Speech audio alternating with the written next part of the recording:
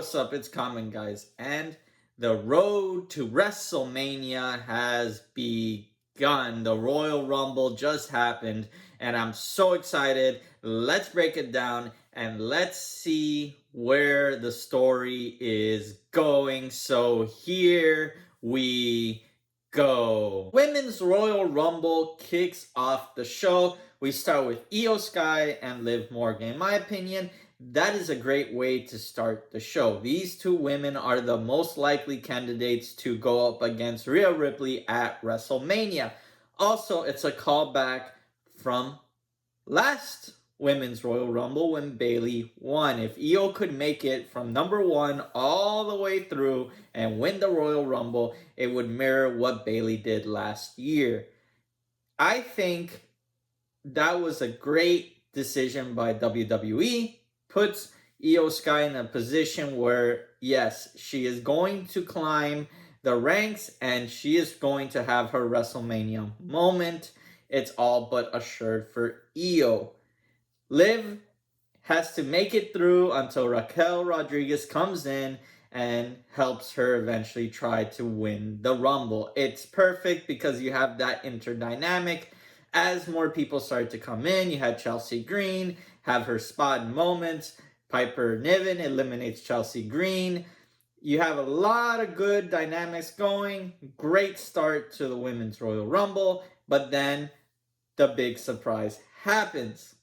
And we get our major surprise of the Royal Rumble. Alexa Bliss makes her return. Alexa Bliss returning wasn't the only surprise in the Women's Royal Rumble. We had Trish Stratus return, we had Nikki Bella return, and of course the Queen herself, Charlotte Flair. Once Charlotte Flair's number hit, I knew it was over. I knew that was going to be the winner. You don't have Charlotte Flair come back just to lose the Royal Rumble. And while Nikki Bella was the 30th entry, I was kind of hoping that Becky Lynch was going to be that number. So at least we can have some sense of disbelief that Charlotte Flair might lose, possibly setting up something for WrestleMania versus Becky and Charlotte. But that's not what happened. And of course, Charlotte Flair dominated. Now the question is, who is she going for? Is it Rhea or is it Tiffany Stratton? Well, I personally think Rhea just got her title. Rhea's been injured basically the whole entire year.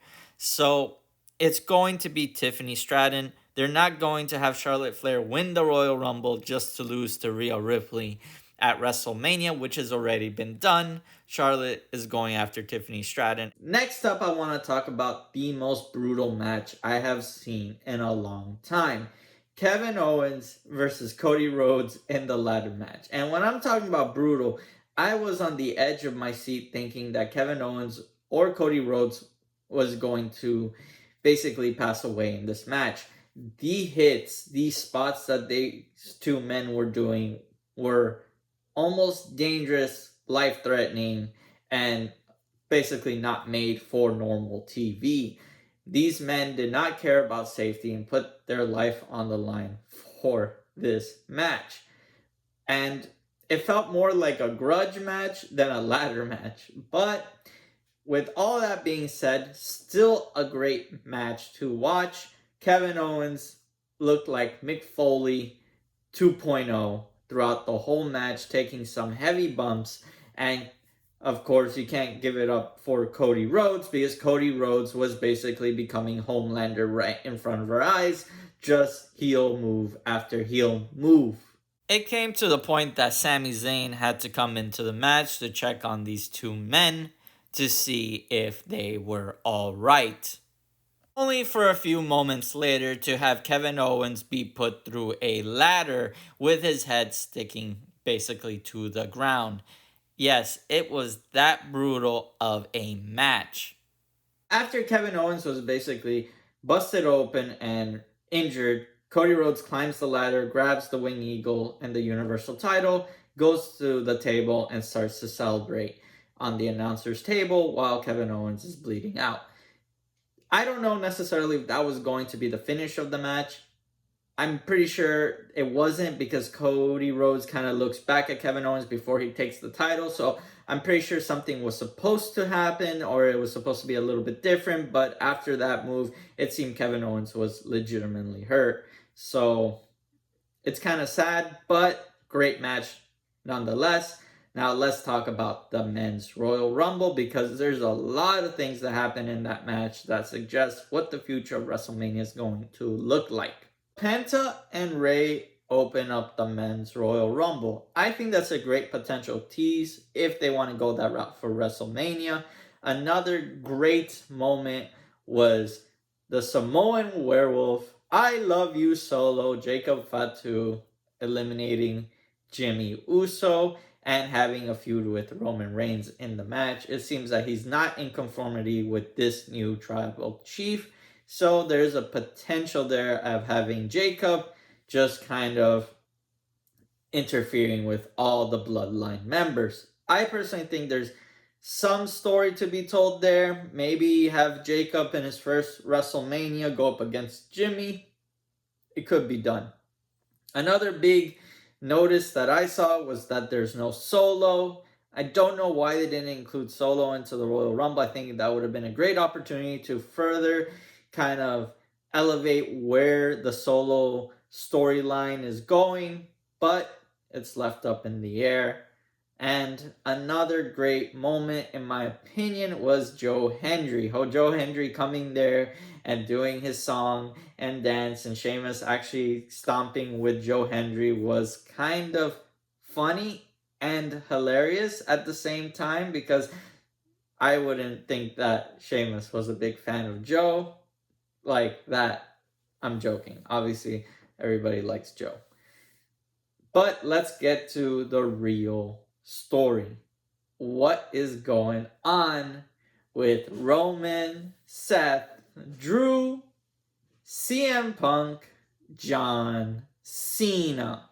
Main tease coming out of the men's Royal Rumble is Seth and Roman Reigns.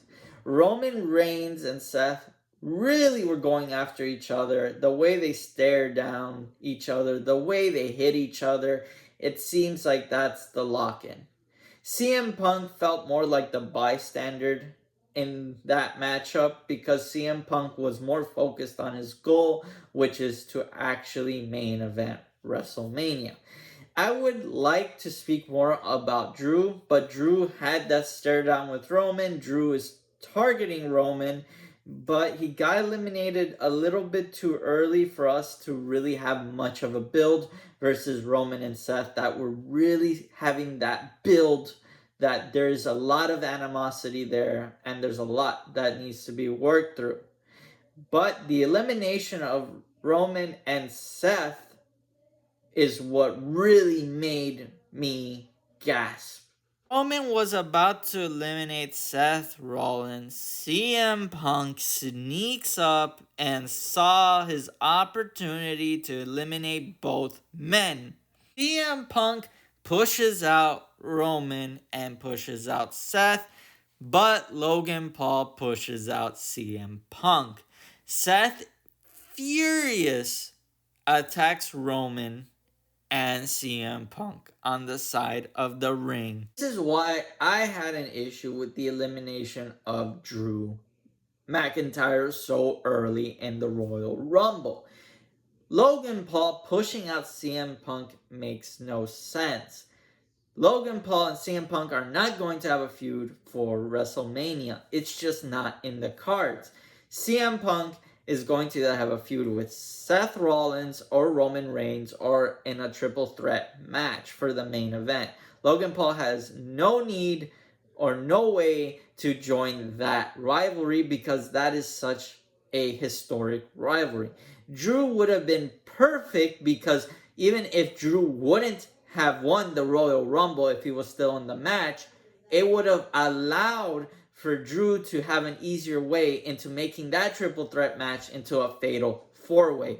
I personally think that Drew not eliminating CM Punk felt like a wasted opportunity.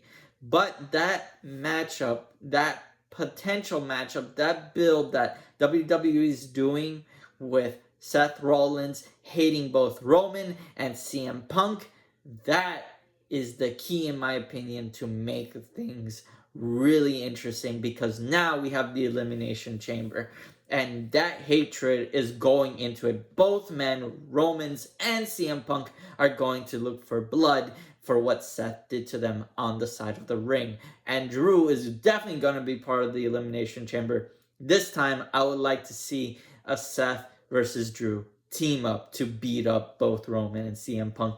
Get us to that fatal 4-way. It's in the cards. Cena does the good deed and eliminates Logan Paul, leaving Jey Uso and John Cena in the final two. Now, out of everybody that I could have possibly imagined to be in the final two, Jey Uso was not in my cards. I even thought, man, maybe The Rock is going to come in and just eliminate both these two men, because what is going on here? I knew John Cena was not going to win the Royal Rumble, and here's why.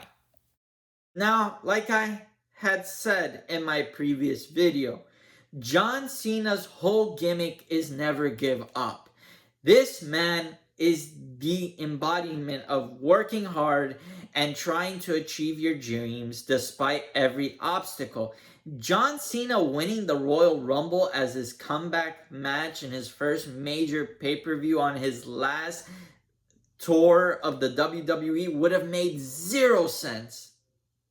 So I'm happy that he did not use his WWE influence and allowed this moment to happen. Jey Uso eliminates John Cena to win the Royal Rumble.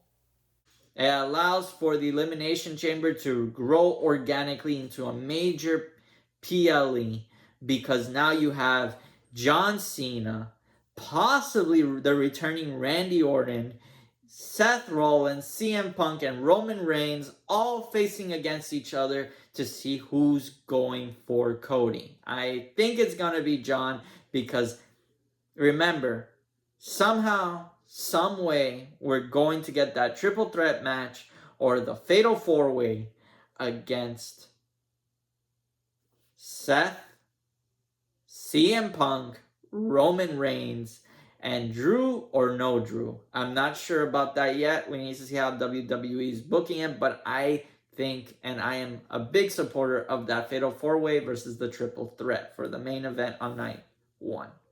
With that being said, I think this Royal Rumble was amazing and great. And let me know in the comments down below what your favorite moment of this Royal Rumble was. Please like, share, and subscribe. And see you on the next one.